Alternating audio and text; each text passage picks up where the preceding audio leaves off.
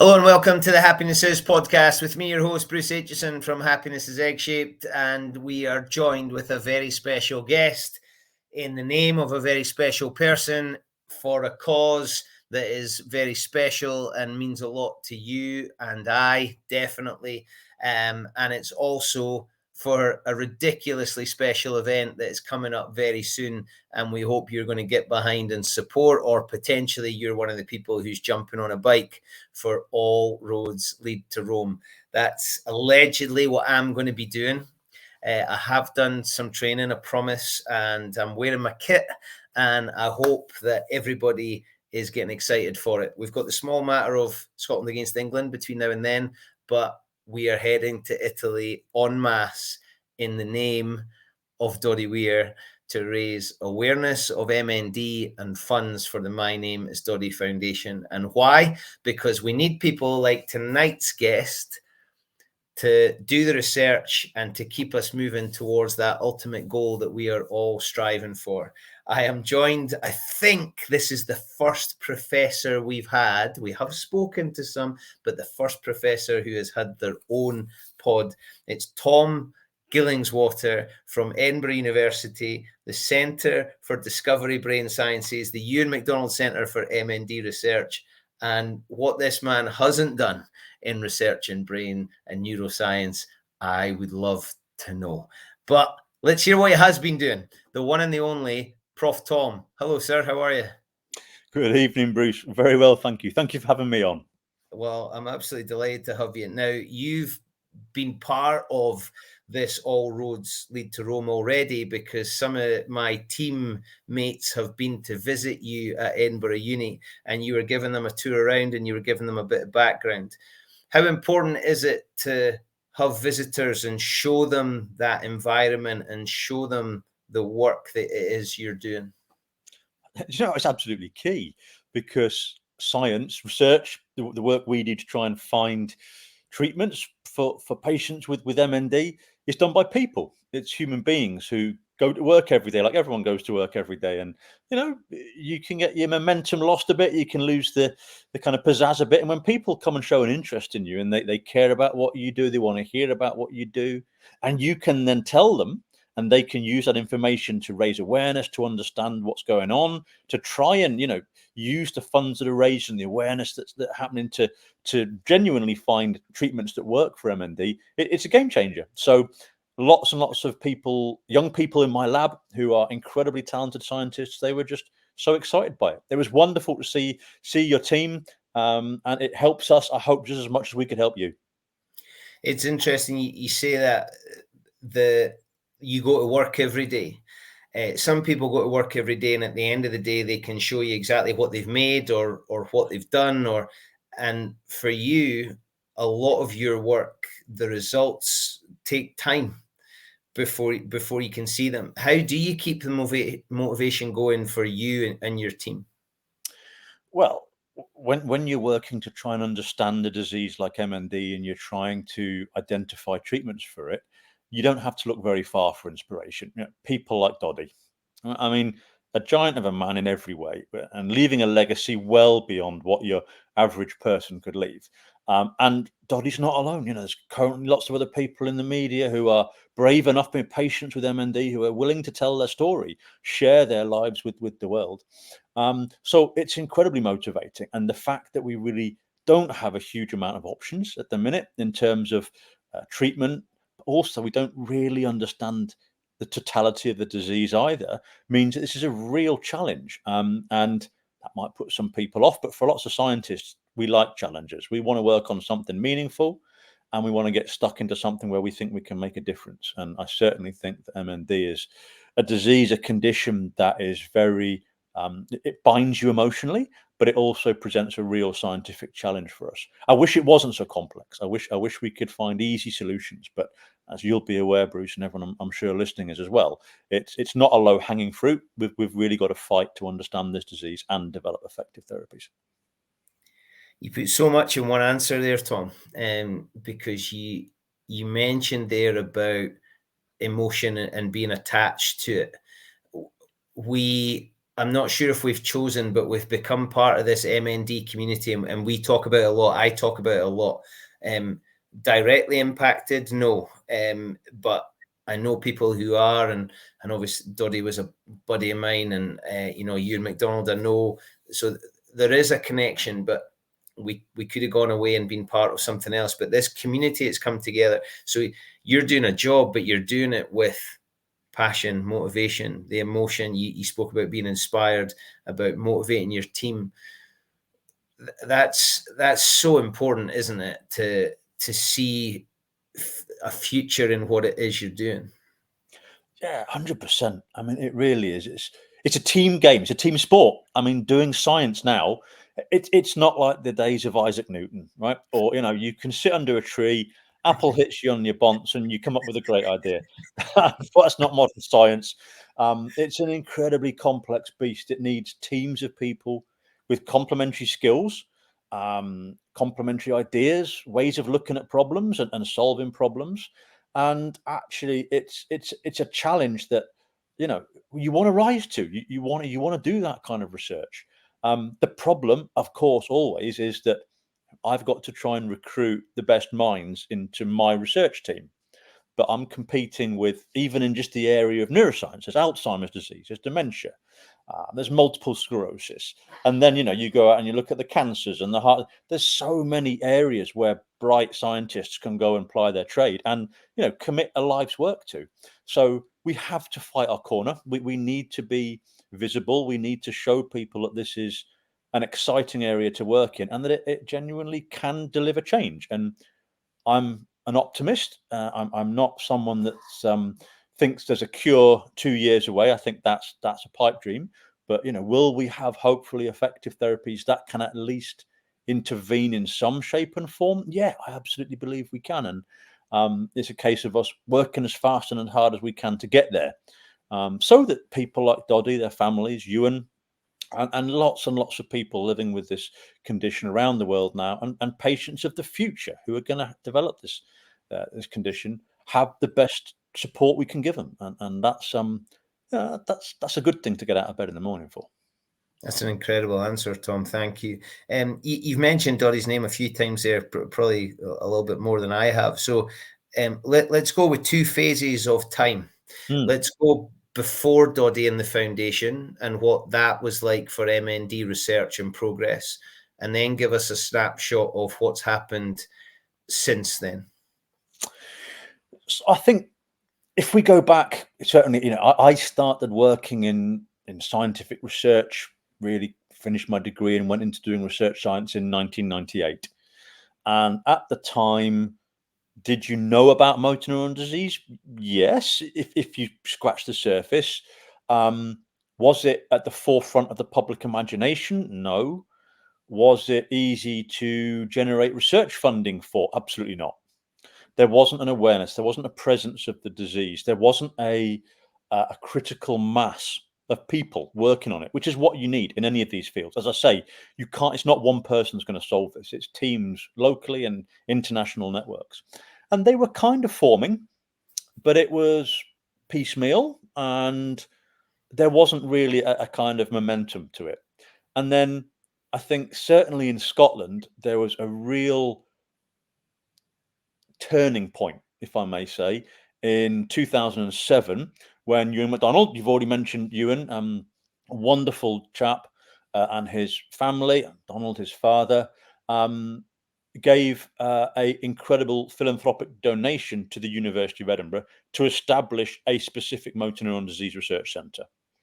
And this idea academically was very much driven by a colleague of mine, Richard Ribchester, who had the idea that people who worked on this disease didn't talk enough. We didn't come together enough. We didn't discuss ideas, share problems. And so Richard, working with the Macdonalds, really kind of catalyzed this centre. And that was a game changer. It started bringing people, certainly in the Edinburgh area, together to work on MND, but it also allowed us to stretch our wings beyond that. And it really went throughout Scotland. And then that builds you into international networks, which is now what's required. So that was kind of 2007 onwards. And there was a real push and a development around then. There was a genuine feeling of going somewhere and doing something. It brought a lot more clinical services in as well as just research. And one thing that I think is really important for understanding MND and for treating it is having clinical science and research science side by side. That's the way of the future. So that started to happen. But even then, the public awareness really wasn't great. And as horrible as it is to say it, you need someone famous who will put their head above the parapet and say, yeah, this is me. And Dodd1e did that. And as I said earlier, I mean, what a legacy. I cannot even begin to imagine how brave you need to be to do that. I can imagine that for a lot of people, the impetus would be to hide and to not share it. And he was the opposite, wasn't he? I mean, as a man that was full of life, you couldn't knock him. And I remember he came to meet me a couple of times in Edinburgh, and genuinely larger than life. I mean, I'm 6'2", but when you're looking up like this at someone, and he puts his arms around your shoulder and says, "Come on, we'll sort this." I mean, you can't really say no. He's like that, isn't he? That's what he was like. And I think Dodd1e, and then you look at people like Rob Burrow, Kevin Sinfield now as well, the Derby Rimmer Foundation. There are lots of people, largely in the sports world, which is I think in a way perhaps helpful, because people can see it's not just one person, it's multiple people, all sorts of backgrounds and things. And that has really, and all the work that's been done by the foundation, working in collaboration with many of the other charities, MND Scotland and these other incredible groups that are committed to really developing effective therapies and treatments for MND. They have gone out there and changed the whole landscape. I mean, having special sections on BBC Breakfast, for example. I mean, you couldn't have imagined that 10, 15 years ago. And so it's awareness, and that's become into the public psyche. I go down the street to buy a loaf of bread, and you'll see someone with a Dodd, my name's Dodd1e Snood on, or you'll see people with a tartan, and you realize there's now a genuine awareness of it. And if I say to people now, well, I work on MND, you'll go, oh, that's incredible. I know about that. Oh, I saw that program on Dodd1e, or, people are aware of it. And in a way, yeah, they're aware of how horrible it can be. And there's no hiding from that. This is not something you would ever want or wish on anyone. But also there's an awareness that, we need to do more.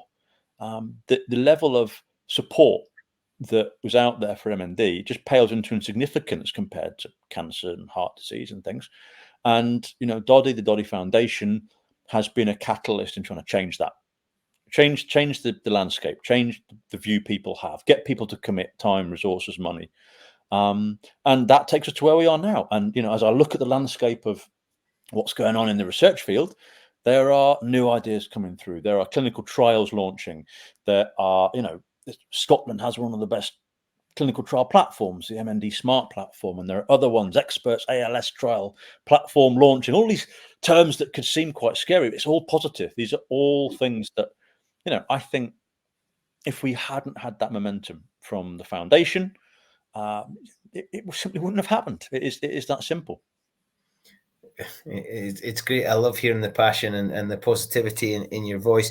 I've spoken to others involved in the area you're working in, Dr. Judy Newton, Sean McGrath, various people who speak similarly with passion and positivity.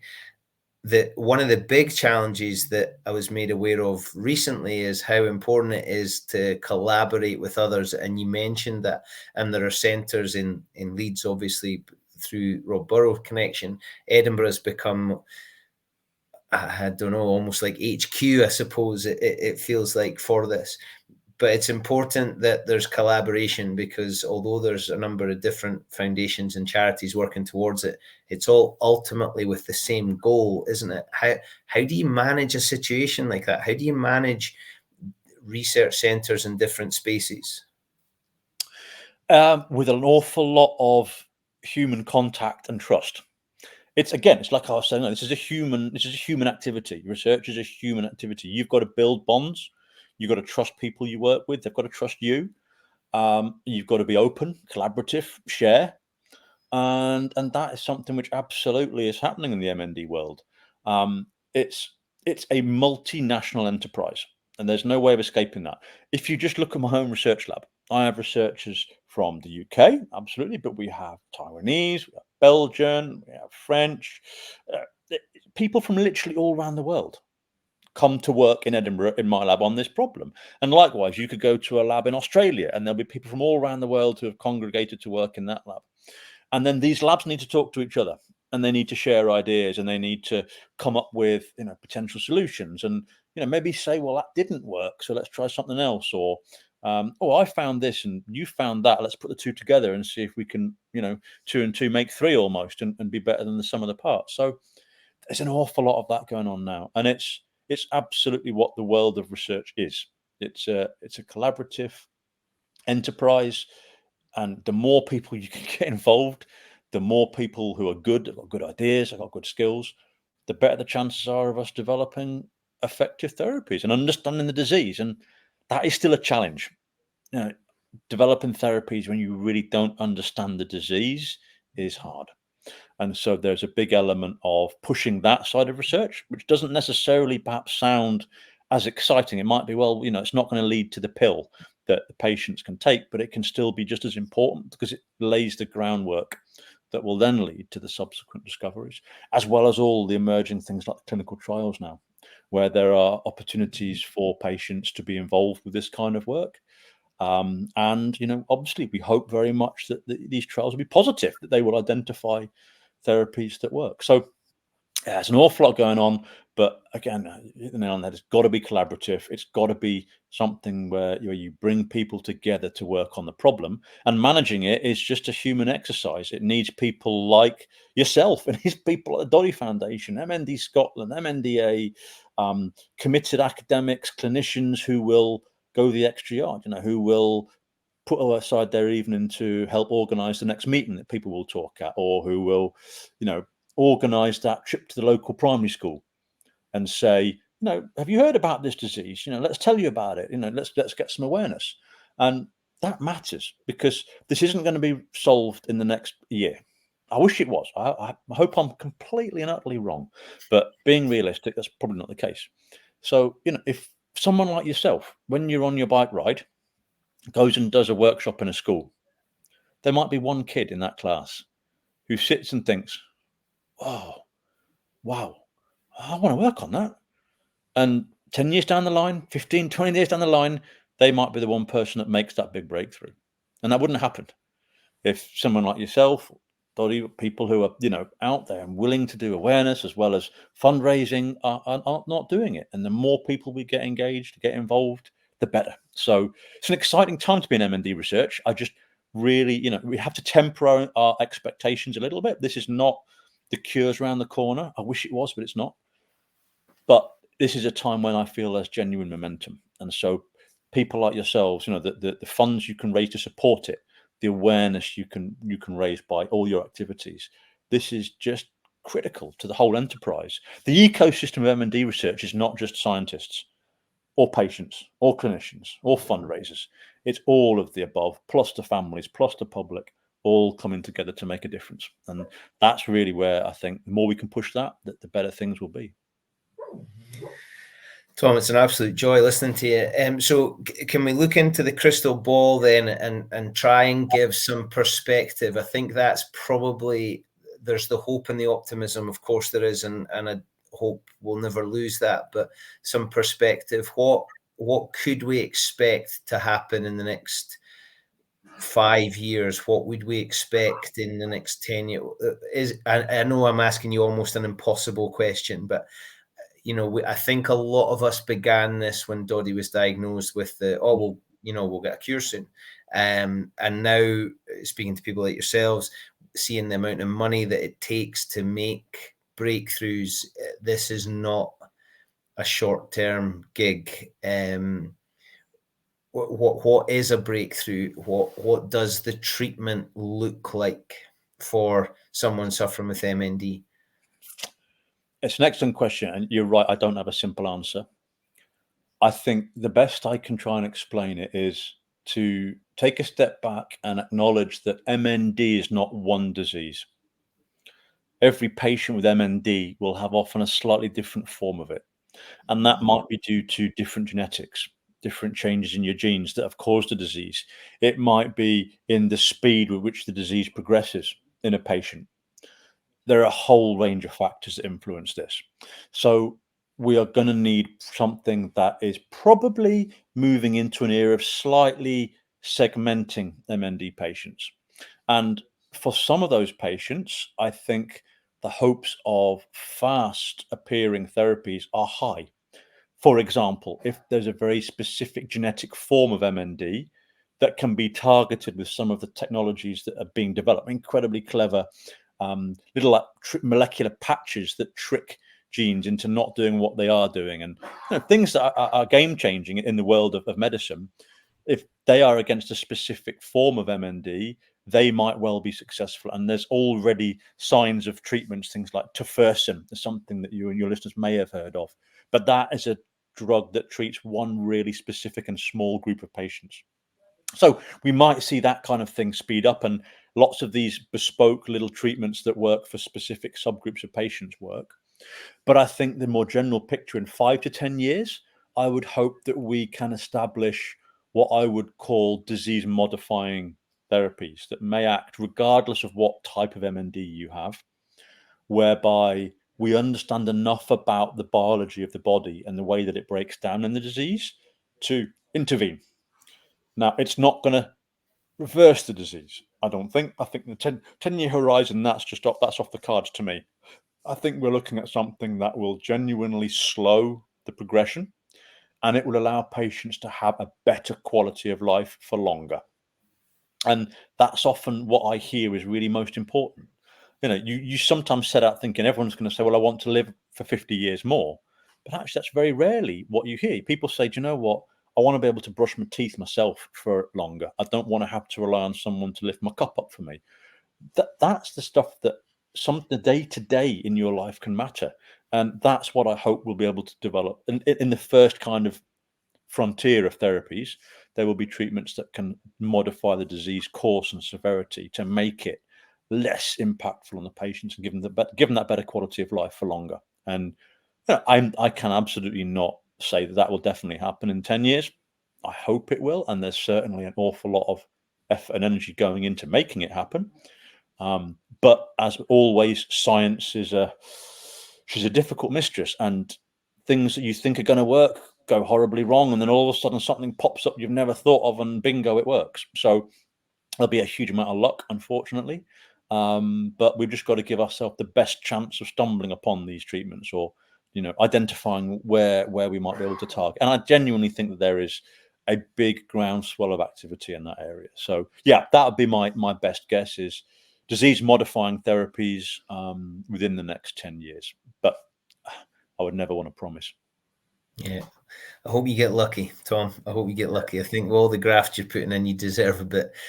So you mentioned it there, and you've been very kind and very generous with a lot of your comments on the work that people are doing to keep it going.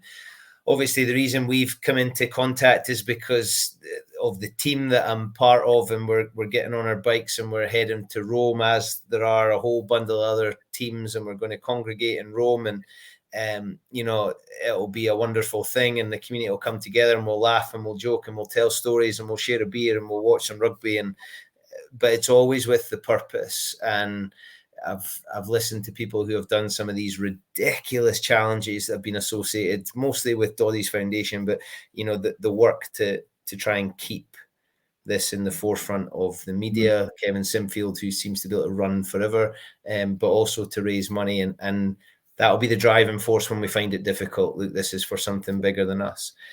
You've mentioned it there, but it's so important to have these harebrained ideas that just seem ludicrous to allow you to do the stuff you're doing. 100%. I'll take my hat off to you. The thought of cycling all the way to, I mean, that's not easy. Everyone knows that's not easy. And I'm sure there'll be times when you'd rather stop, the legs say not enough, or, the local taverna you pass calls you to just, pull the bike up and wet one's whistle with something. But, please just do remember that, what you're doing, that commitment, that drive, that's what Dodd1e showed. That's what he did with his stance he took and the bravery he showed. And that's what we do in the research labs every day, try and deliver. And, you are playing a key part of that. So I wish you all the best. I really do. And I hope that Rome treats you well and that it's nice and warm and, all these kind of things. And a good result in the rugby wouldn't be bad either, would it? But no, it's wonderful. And it's making a difference. It really is. So, yeah, I take my hat off to you. I really do. And I can't speak on behalf of all scientists, but I'm pretty sure that I'd have a unanimous view of my colleagues that would say, we thank you for everything you do and all your supporters. People might think, well, I've only chipped in a couple of quid. That couple of quid can make all the difference. Or just having a chat to your kid at the dinner table about, oh, did you learn about MND today? That can make all the difference. And so, thank you to all of you for all you do, for supporting us, letting us do what we do. And all the best getting to Rome. Tom, it's been an absolute pleasure to speak to you. I hope at some point I'm going to be able to come in and visit. I promise I won't touch anything. But I mean, the work that you're doing, we talk on these things and we talk amongst ourselves about the science and the research, and we want a breakthrough, and all the time we're meeting new people who have been diagnosed, and we hear stories of inspiration and perseverance and determination that keep us going. But I love that you've come on and you've spoken to us and you've made it quite real. Thank you for all that you do and your team do. Please keep it going. I'm beginning to get a little bit emotional here. But it's a part of the MND community we don't always get to interact with, just because that's how it goes. But I'm glad that you're part of it, and please keep it going, and thank you, and all the very best. Thank you. Absolutely amazing to have someone like that on our team. So this crazy challenge that we've got, you can go to Dodd1e'5 Gr4nd S7am.com. We're all over social media too. You can donate, you can help us. You've heard how important these things are. No matter how big or how small your donation is, trust me, it's very much appreciated. The numbers that are on our logo are to do: number 1, Paul Rendell; number 4, Ed Slater; number 5, Dodd1e Weir; number 7, Rob Burrow, because those are the people that are inspiring us to have a crack at this. Rob Wainwright came up with the idea.